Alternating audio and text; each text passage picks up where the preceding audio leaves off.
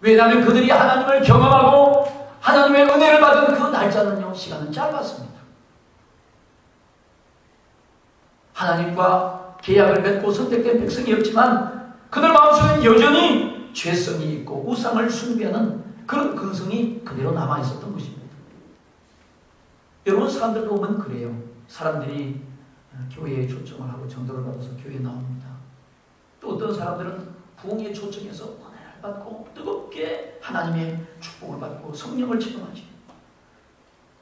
예수님을 영접했어요.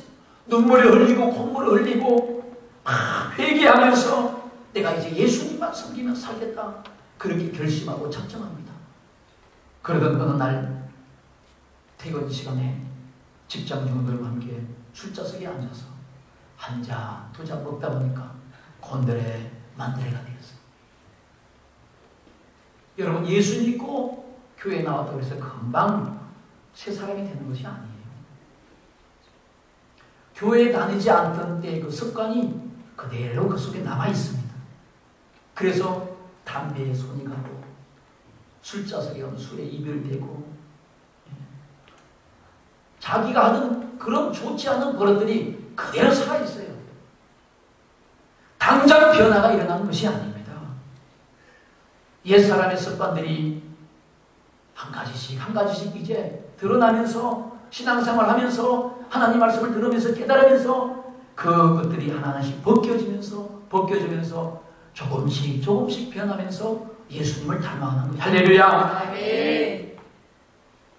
이렇게 이스라엘 백성들이 그런 죄성 속에 있었기 때문에 하나님이 그들을 인도해서 그들이 간 가나안 땅은요, 일주일 정도면 갈 수 있는 그런 가까운 거리입니다. 그런데 하나님은 그들이 그 광야에서 천박 생활하면서 40년 동안 광야 생활을 하게 합니다. 왜 그랬을까요? 하나님은 그 굳어진 그들의 악한 습관과 죄악의 물을 빼내기 위한 하나님의 방법이었습니다. 하나님은 그들에게 말씀합니다. 하나님은 또한 그들에게 임재하시고 그들에게 나타나셨습니다.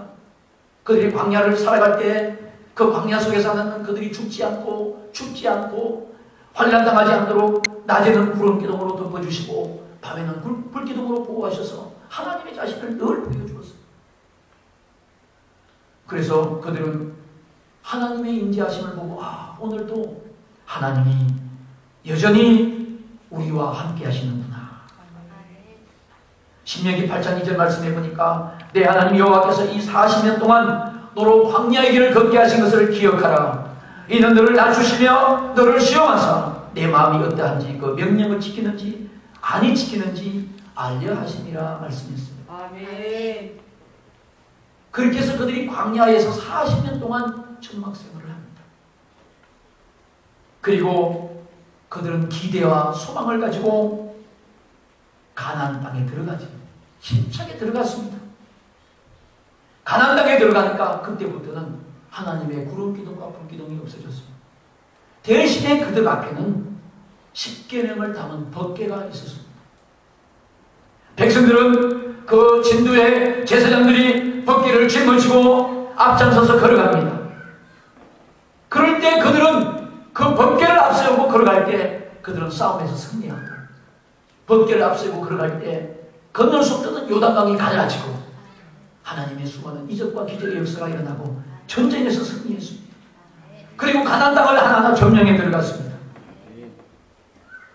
법궤가 이 백성들의 맨 앞에 진두에 섰다는 것은요, 하나님의 말씀을 따라야 산다는 것을 말씀해 주고 있습니다. 바로 하나님의 말씀 곧 계명을 그들의 삶의 최우선에 두고 살아야 된다는 것을 교훈하고 있는 것입니다. 그들이 그 교훈과 말씀을 지킬 때 하나님은 그들에게 복을 주셨어요. 그들의 삶을 축복하시고 행복하게 하셨습니다. 하나님은 신명기 28장 1절로 6절 말씀해 보니까 내가 내 하나님 여호와의 말씀을 삼가 듣고 내가 오늘날 내게 명하는 이 모든 명령을 지켜 행하면 내 하나님 여호와께서 너를 세계 모든 민족에 뛰어나게 하실 것이라. 축복하시고 약속하셨어요. 그리고 이절에 내가 내 하나님 여호와의 말씀을 순종하면 이 모든 복이 너에게 임하여 내게 미치리라고 했습니다. 성읍에서도 복을 받고 들에서도 복을 받고, 성읍에서도 복을 받고 들에서도 복을 받고, 이 말은 공도에서도 복을 받고, 아멘. 수원시에 가서도 복을 받고, 아멘. 서울에 가서도 복을 받고, 아멘. 그런 뜻입니다.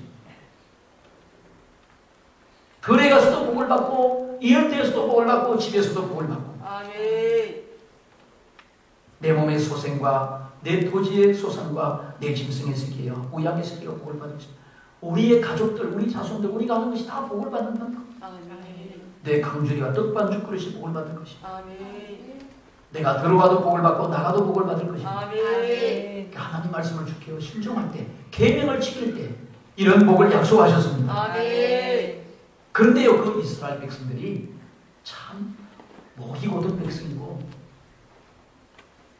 그들이 가나안 땅에 들어가서도 역시 죄악의 습관과 습성들을 버리지 못하고 그들이 쉽게 그 가나안 족속들이 섬기는 바알신을 섬겼어요. 그리고 그 우상을 만들고 또 여전히 하나님의 이름을 방영되어 일컬었습니다. 그러면서 그들이 하나님 앞에 회개하지 않았어요. 계명을 지키지 않는 그 목이 곧은 백성들을 하나님이요 징계를 하기 시작합니다. 그것이 바로 BC 587년에 바벨론이라는 큰 나라가 그 이스라엘을 침공해서 그들을 멸망시키고 그들을 포로로 끌어갔어요. 여러분, 이 이스라엘 민족의 역사를 왜 얘기하는가 하면 이 나라의 역사들이 오늘 우리에게 귀중한 교훈을 하고 있어요. 이것은 바로 하나님 말씀에 불순종하고 우상을 숭배하는 결과로 하나님의 심판과 저주를 불러들였어요. 그리고 다시 그들이 노예 생활의 고통의 삶을 살아가는 그런 어처구니 없는 그런 삶으로 다시 돌아가고 말았습니다. 하나님의 백성 우리 성도들이 마찬가지입니다. 우리 성도들이 하나님 말씀을 불순종하고 우상을 숨기고 말씀을 저버리면 이 세상의 노예가 되고 세상의 종이 되어서 고난을 당하고 합니다. 1948년 5월 10일 날 영국의 도움으로 이스라엘이 독립을 합니다. 그러던 2600년 동안 나라 없이 방황하면서 또들이 신세로 세상 사람들의 조롱거리가 되었습니다. 지금도 세계의 화약고가 중동 이스라엘이다니까. 지금도 평안한 날이 없습니다.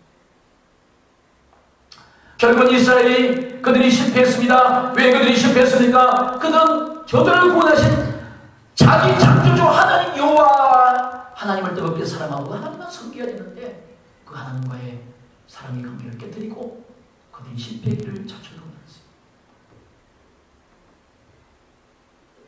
하나님을 진정 사랑했다면 다른 신을 섬기면 안 돼요. 아멘. 우상을 만들고 절하면 더더욱 안 되는 것입니다. 아멘. 하나님과의 사랑이 식어지고 성의 관계가 나약해졌을 때 그때 우상을 섬기는 거예요. 그때 주일도 지키지 않고 안식일도 지키지 않는 것입니다. 그러면 우상 숭배가 무엇인가요? 사람들은요, 누구나 할 것 없이 어떤 민족이든지 누군가를 어떤 것을 섬기고 살게 돼 있어요. 만약에 하나님을 섬기는 사람, 하나님을 섬기지 않는 사람은 다른 무언가를 섬기고 있습니다. 그래서 사람들이 섬기는 그 다른 무엇이 바로 성경이 말하는 우상입니다. 이스라엘 역사 성경에 보면 우상에 대해서, 조각한 신상에 대해서, 산당에 대해서 계속 언급하고 있습니다. 왜 이스라엘 백성들이 죄악을 지었습니까? 바로 그들이 하나님이 아닌 다른 것을 만들고 다른 것을 섬기고 그것에 절했기 때문에 그것이 우상에게 섬기는 큰 죄를 범한 것입니다. 여러분, 우리가 일반적으로 짓는 죄와 우상을 섬기는 죄가 똑같은 동급이다? 아닙니다.